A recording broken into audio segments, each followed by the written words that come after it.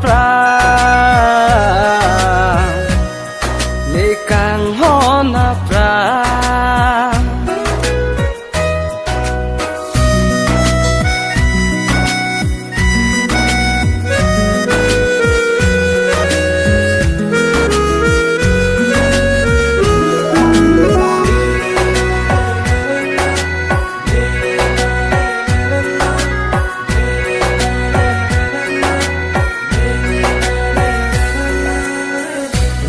mong về pivan lote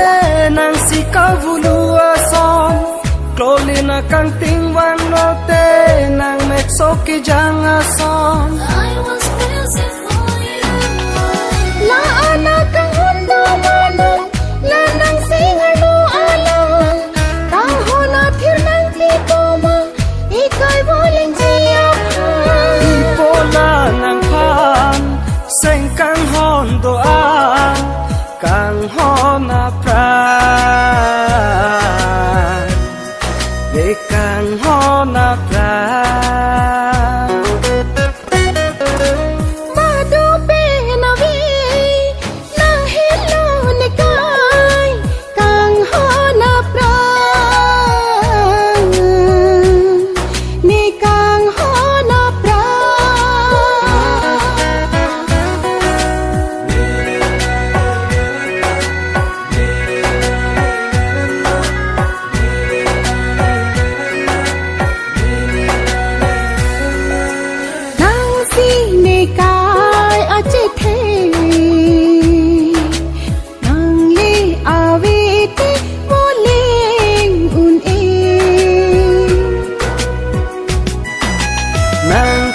nang parque ave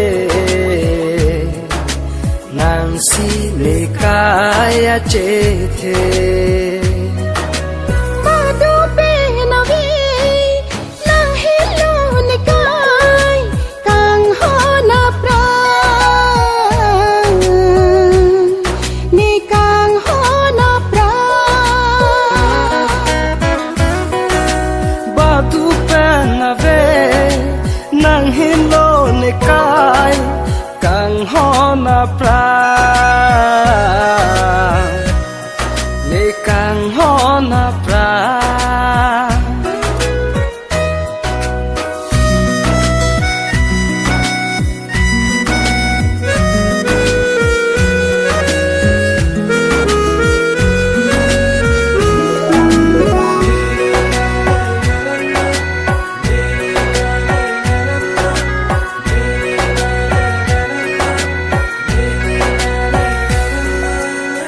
botora sundin nang mandri